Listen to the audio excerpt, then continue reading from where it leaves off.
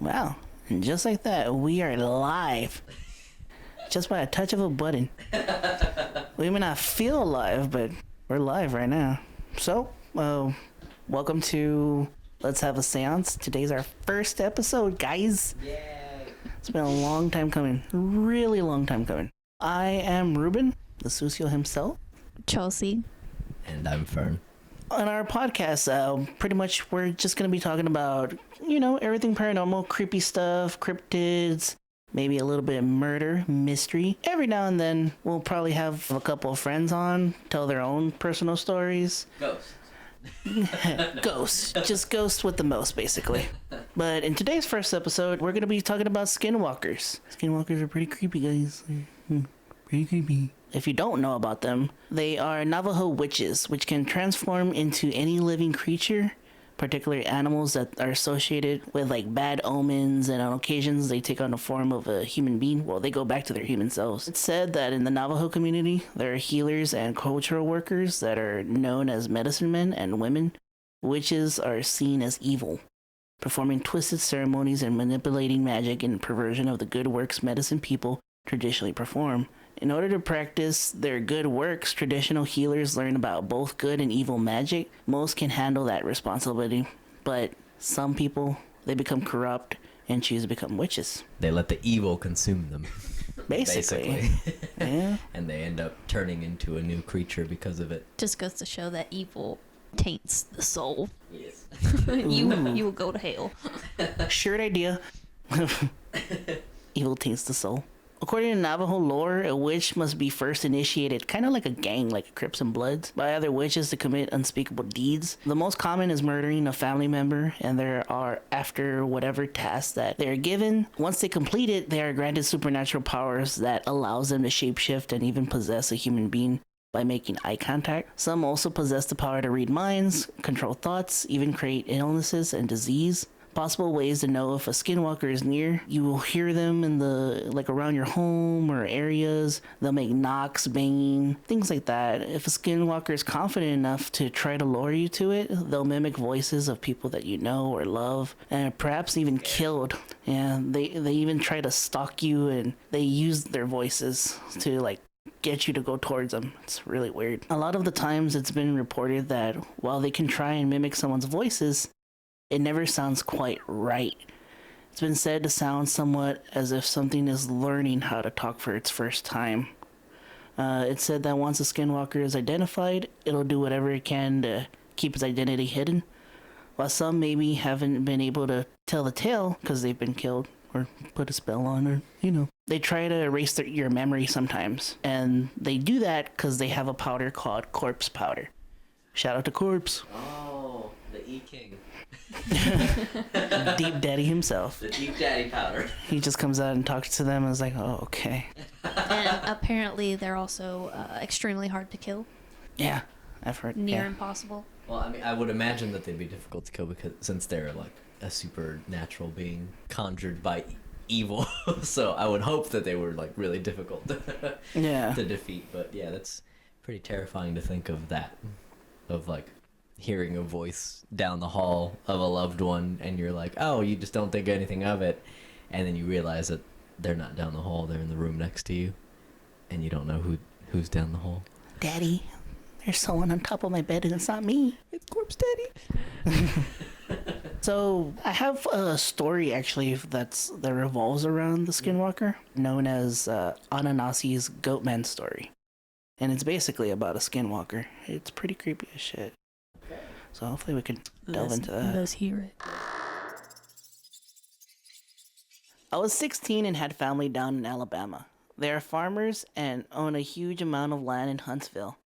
My uncle owns a big house and a bunch of trailers they put out in the woods for hunting and camping. While I was down south, my cousins suggest we go out camping for a few days. We get to the camp and it's obvious something is weird. The air has a strange electric smell like right before a storm, like ozone. We don't think much of it and unpack and go down to a little creek to swim for a few hours. All of a sudden, some older white guy and a white teenager come out of the bushes. He has a shotgun in the crook of his arm and says hello. He asks what we're doing this far back in the woods. I tell him about my uncle, who he knows, and say we're camping out. He tells us we need to be real careful out here and stick together because there is a big animal in the woods.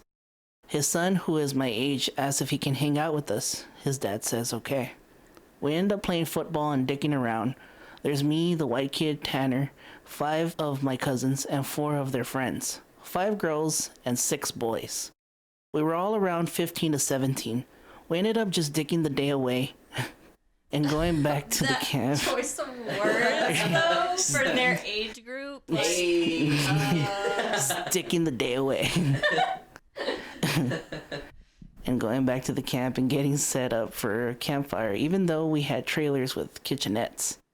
Tanner said he wants to run home and asked his dad if he can come camping with us. His family's property sits up against my uncle's. My cousin Rooster says he's going to go with him since it's getting pretty dark. One of the girls says she's going to tag along. At this point, it's about 7 o'clock and it starts to get pretty dark. They take flashlights and head off on the trail towards Tan's property. The rest of us just chill and make s'mores, drink, and hit on the girls. Hold up. Okay. How old are these people? And they went off in the dark alone by themselves? No, I'm guessing they're about 16 to 18. Were you a young hoodlum once? Then you understand. Is true. Then like, you understand. I probably would have, but still, like, no. True. No. I mean, it goes back Now goes I'm on an you. adult. I know better. Like, no. Poor kids. They better get home. So about 30 or 40 minutes later, the smell of ozone again. You could smell it over the smell of the fire we had going. It had a real nasty copper smell, like the smell you get after you've had a nosebleed. It wasn't exactly like dried blood, but it was that strong metallic back of your throat smell. We immediately think that it's some kind of electrical malfunction, or someone left a hot plate or some shit. We search the trailers and nothing is on, but we can still smell it. All of a sudden, we hear people booking down the path towards us. Rooster, Tan, and the girl all come running into the clearing out of breath. They don't even break stride, they all just run into the trailer next to where the fire is. We all nope the fuck out of there and get into the trailers. They end up calming down a bit, but even Rooster is crying his fucking eyes out. Meanwhile, the fire is getting lower and lower, so my other cousins say, fuck it, and are about to go outside and start up the generator. Tanner says, fuck no, and locks the front door. Ain't nobody else going outside. He's been crying too, and his eyes are all bloodshot and puffy, and his pants are dirty as shit. He goes on to tell us that they went up to his house and his father said it was okay for him to go out camping. He just needed to make sure they were careful on their way back and maybe they should take one of the hunting rifles just in case. Evidently, Tanner had seen something in the yard a few days before, and then one of their pigs had turned up, ripped in half, and eaten. They assumed it was just some big cat or coyote, even though they don't even usually fuck with live animals. He had gone upstairs and packed his stuff and told his dad they would be okay without the rifles because coyotes avoid people. So they started walking back towards when we were camping. Rooster finally stops crying and shaking. The girl had stopped too, but she was just staring out the window with a dumb look on her face. Such an asshole. He was like, oh, all this scary shit's coming on, but that dumb bitch in the window. Can people... He says then they had gotten halfway into the woods towards the camp when they started to hear shit in the forest. It was almost pitch black by this time, so they weren't sure what the fuck it was. The girl said she had heard something in the bushes right off the trail, and they all beamed their flashlights over there.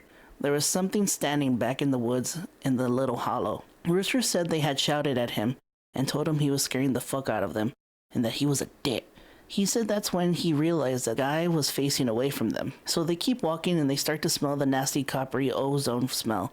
And they say they look off into the forest and the opposite side, and it's a dude standing in the forest backwards, but this time he's slightly closer to the path. So now they start power walking, and Tan keeps saying he should have taken the fucking rifle. As they're telling the story, the smell is still super strong, even inside the trailer. They say after they started walking faster that a kind of a low gibbering had started coming from out of both sides of the woods. They started booking it back towards the trailer. The girl said she flashed her flashlight into the woods to the side of the trail and had seen something jerking itself and gibbering louder and louder. What? It was jerking itself. Hey. Skinwalkers gotta get off too. That's true. Don't call them skinwalkers for nothing. When they could see the light from the campfire, something had come out of the woods and about 40 yards behind them onto the trail. So they just flat out ran as hard as they could to the trailer. So we're out in the fucking woods, and at this point we're just assuming it's some rednecks or some shit trying to fuck with us. All of a sudden my other cousin, Junior, starts going on about how he went to school with a Native American kid that was telling him about a Goatman or some shit. We promptly tell him to shut the fuck up because the last thing we need is some spooky story at this point. But he keeps going on and on about how it's the fucking Goatman and how we're in the woods, blah blah blah. Now at that time, I had never heard of a Goatman or any of that. But a couple years ago, the year before I graduated from college, I had a roommate and I ended up asking him about it. To sum it up, it's basically a fucking man with the head of a goat, and he can shapeshift and gets among groups of people to terrorize them. It's also supposed to be kind of like the Wendigo, and it's bad mojo to even talk about it. It's even worse if you see it. Keep in mind, I don't know this back when I was 16, so my cousin is going, the goat man is gonna get it and fucking get us. The girls are all terrified. The girls are all terrified, and my cousins are all fucking trying to figure out if it's just some hillbillies or some kind of animal. So all of a sudden, the smell just goes away. Like to this day, I haven't experienced anything like it. Usually smells fade away or become faint, but this was literally there 1 second and just gone the next second. So after an hour, making it around 9 or 10, we stopped shitting bricks enough to go back outside and stroke the fire again. We figured it was just some assholes trying to fuck with us, so we don't go back home. We think that if we do, they'll chase us through the woods or some shit. Nothing else weird happens for the night, and we stay another night. For the main part of the night, nothing happened. About 1 in the morning, we're outside getting drunk and telling ghost stories. As someone finishes a spooky story, I don't remember what it was about, the smell comes back. And it's so fucking strong that one of the girls literally starts vomiting. I stand up and you can actually feel how clammy the air is. I say we should get inside. This isn't right. I think maybe that she maybe had too much to drink. That's probably why she threw up. I mean, true. I was about to say the same thing. I was like, oh, it just so happened that while we were getting wasted at 1 a.m., I just started throwing up, but it was because of that copper smell, not because I had way too many beers. It's probably that moonshine and bush beer. The clammy the air is, I say we should get inside. This isn't right. We should have just fucking left. We all go back inside and we're standing around. My cousin keeps going on how it's the goat man. My cousin Rooster tries to shut him the fuck up. All the while I'm just feeling that something is wrong, and I can't figure out what the fuck it is. We ended up sitting in there for a while, and the smell is just as strong. We're terrified and all huddled in this camper. We ended up cooking brats for everybody, because no one wants to go outside. It's on those packs with 4 brats in it, and we have a total of 3 packs. I grill them up on the stove and give everybody a hot dog. I get mine. After a while, one of my cousins gets up and goes over to the stove to get another one. He starts grumbling about how the fuck do I get 2 and everyone else got 1. I look at him like he's fucking stupid. I tell him that everybody only got 1 because there was only 12 brats. If he wants more, he should open up a new pack and cook some more. That's when the girl had been with Rooster and Tan just starts screaming, Oh Jesus, oh Lord, get out! She's crying and shivering, and it dawns on my cousin who was standing up. What the fuck was wrong? Me and him both glance around the room, and then I feel my heart fucking sink. I run the fuck out of the cabin, and the girls runs with us. The trailer door bangs against the side of the door as everybody books it out of there. One of my cousin's friends asks us what the fuck was wrong. I start counting us, and there was 11 of us now. I shit you not.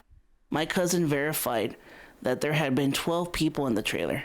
Being that everybody didn't really know each other well, nobody had really noticed the whole fucking time that there was an extra person with us. Then I realized earlier that I had kind of noticed something was off. Oh my god. Oh. You know how you're just dicking around. There's that word again, dicking around. Have a good time, you don't sweat the small shit. I just don't. How do you not see? How do you not see Another person with you? Another person that wasn't with you. Well, isn't that the thing though, that they like shapeshift to almost mimic like someone that you know? So they could have snuck in like they said, the group of people didn't know each other, so if 3 people know each other and then it like clones itself as someone else that they don't know and that person comes into the group, then like they wouldn't think anything of it. Only the people that know that person would know, and that's if they saw 2 of them in the same place. You wouldn't really think anything of it. Like if you just saw them outside or inside, you would just be like, oh, that's him. They could also hypnotize them. That too. You don't sweat the small shit. You don't always keep track of certain stuff, but now I'm dead sure that someone else had been in the trailer with us, and they had been there for at least a fucking day eating with us. What makes it worse is that I couldn't figure out which one because I don't think anyone or ever actually interacted with the other person or thing, whatever the fuck it was. The girl keeps praying to Jesus, and we're all sitting outside. Eventually, we get a big-ass sticks to go back inside the trailer, and there's nobody there. We count again, and there's 11 people. Everybody gets in the trailer and locks the door. We explain what the fuck happened, and the girl says that she realized it too. And when she was about to say something, the person sitting next to her had grabbed her leg hard and leaned over and said something that she couldn't understand. Ooh, I got goosebumps. So we were pretty much scared as fuck, and we huddled together. I fall asleep. When I wake up, the sun is just coming up, and half the people are asleep, and the other are half packing up our shit. We want to walk back home, but like 4 people want to stay until the sun is all the way up. Some of the people think that we're just fucking around and still want to stay in the trailers. I just want to get the fuck out of the woods. The girl's name is Kiara, the one that the Goatman had touched. Anyway, I asked her if she really thinks it was something bad, and she says she just wants to go home and doesn't want to stay out in the woods for another night. So we decide to split people up, because that's the right fucking thing to do, right? We just found an extra person just like spying on our group. Let's split up. That's the logical move. You go with Shaggy. Yeah.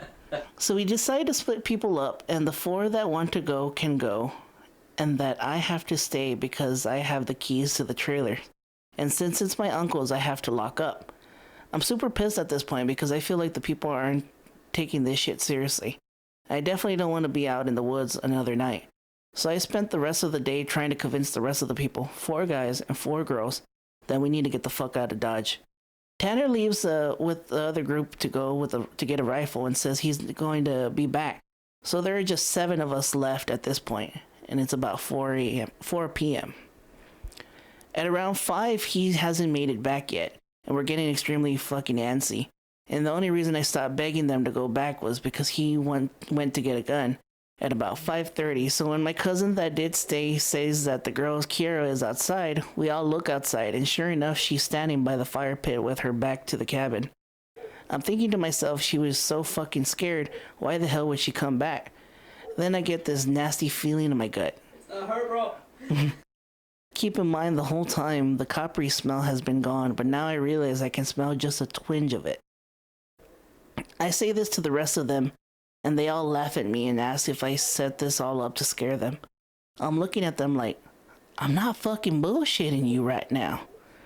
I asked them, why the fuck would I play like that? So one of the girls goes outside to get Kara. She gets halfway to her and stops cold. Kara starts heaving. I don't know how the fuck to describe it. Convulsing? Sort of like if someone with their back turned was laughing without actually making a sound. And it was the fact that I thought that this made me realize that there was not a fucking sound in the whole woods. It was dead silent. This was late September, so usually you could hear big-ass geese honking or kind of birds or squirrels chattering. So I step out the door and tell them to come back in the fucking trailer right goddamn now. That's actually how he typed it. She backs up a little bit towards the trailer, and we lock the fucking door and pull down all the shades except one. We put someone in the chair to keep an eye on her. She stands there for another 20 minutes or so. Then the guy turns to say that she was still there. There's a huge fucking bang on the door. We all jump the fuck up and scramble around the living room on the trailer, sorry. The banging is super fucking loud. So now my cousin is holding on to one of the girls, and the other 2 are kind of giggling with nervous laughter. Me and the other 2 guys are shitting bricks. Then we hear Tan. He's screaming, Let me in. Let me the fuck in. Stop fucking playing. So we go over to the door and open it, and he stumbles in with the rifle.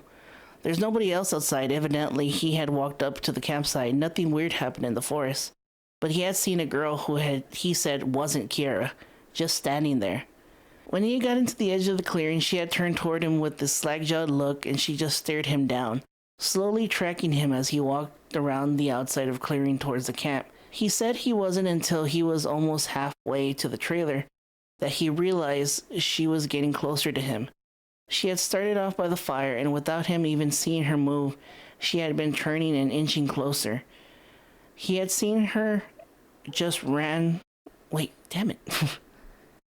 He said he had just ran the rest of the way to the trailer thinking it would be open. When he got to the door, it was locked. He turned and it was about half the distance to the door.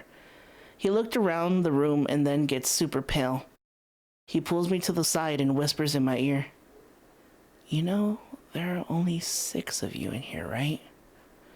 I get that feeling when the stomach drops in your nuts. It had been back inside the trailer while we're sorting out who was going where.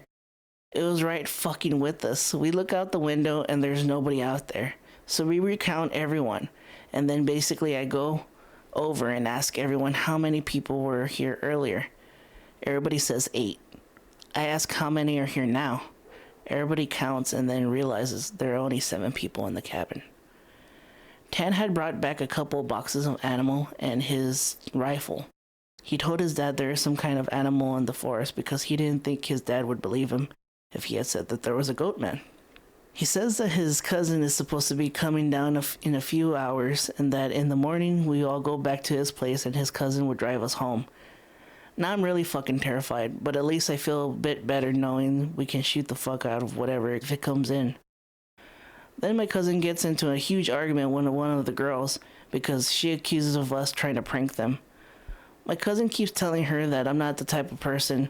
She asks us how do we know that the girl by the fire wasn't just Tanner in a wig, or if it really is the Goatman.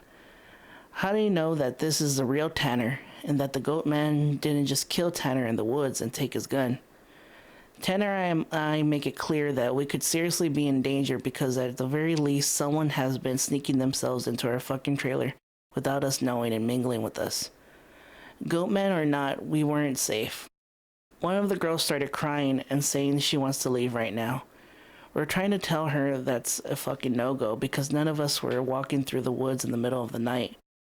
At this point, the sun is starting to go down and getting a little cloudy out. We eat something and turn on the radio for a while, but we can't really get a station out there with anything decent, so we turn it off about the time Tan's cousin shows up. The sun is just barely over the horizon. He has one of those heavy-duty lantern flashlights and another rifle. He walks up to the trailer and we whisper to Tan, ask if he's sure that his cousin, and he says yes. The guy looks behind him and all around the camp. Then he walks in and kind of glances at all of us and looks a little confused. He says, "Where's your other little buddy at?" I figured she would meet me up at the trailer. Is she a little slow or something? He also asks, what we've been cooking because it smelled like blood and hot pans all the way up the trail. We all fucking nope and ask what the fuck is he talking about. He had come down the same trail as Tan that he had been using and said he had came up on one of your guys' buddies. Standing in the middle of the trail looking at him, slack-jawed, he had asked her a bunch of questions, but all she did was just look at him and then smiled. He said he kept walking, but she couldn't seem to keep up with him and kept falling behind. He asked if she was hurt, but she just stared at him. He kept walking and had turned around on the bend of the trail, and when he turned back to see if she was keeping up, the trail was empty. He assumed she took a shortcut back to the trailer. We tell him the whole story of what's been going on, and we nope the fuck out. I expected him to say we were full of shit. I think he was 19 or so. He just listened and then sat down on the couch in the living room. He said when she kept lagging behind him, it kind of weirded him the fuck out. So he tried to slow down and keep her in front of him. But no matter how slow he walked, she always tagged behind. He also said he smelled this nasty smell that got stronger as he got closer to the camp. Eventually it got real strong, and he heard her say something in a low, quiet voice. He turned to ask her what she had said, and she had cut up right the fuck on him. He went to reach out for her to grab her shoulder, but he said he must have misjudged her distance because she was off to the side of where his hand was. The whole time she was staring right fucking at him. At this point, we know this shit's real unless Tan is playing a joke, but you can tell he's just about pissing his pants, so we know he's not. They load up their rifles and we eat some more, and we all sit around until about 11. To this fucking day, whenever I think about this, I really pray to God that it was just some huge prank that my cousins played on me and never told me the truth. At around 11, the smell of copper turns into a real nasty bloody smell. Like cooking blood and singed hair. That's what it smelled like.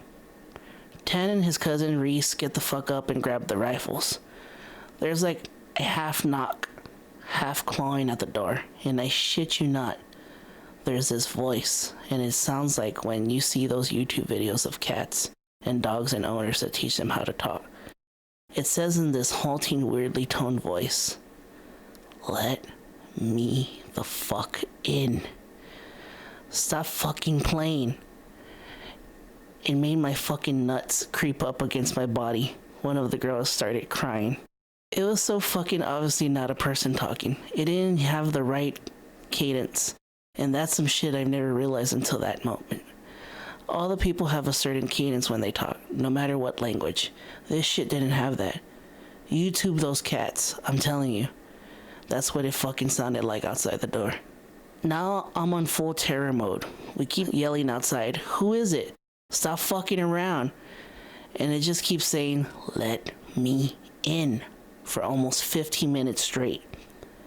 Then the smell goes away for a while, and for the next hour or so, we can hear someone creeping around in the woods and shit. Every couple minutes, it comes back to the door and says something. Finally, the smell totally fades away when it's around 2 in the morning. Reese says, "Fuck this," and opens the door and walks outside with his rifle. He fires a shot into the air and says something like, "In the name of Jesus Christ, go away." He fires 2 more times, and then from the woods near the river across the trailer, it sounds like something slowly is gibbering and hooting. Then it starts screaming, and it sounds almost like a woman and a cat in a bag screaming together. Like, I've seriously never heard any shit like that. You can hear the brush over the way it starts to shake. Reese fires over into the tree line, then starts backing into the trailer. We lock the door and can hear this shit keep on screaming. Creepy.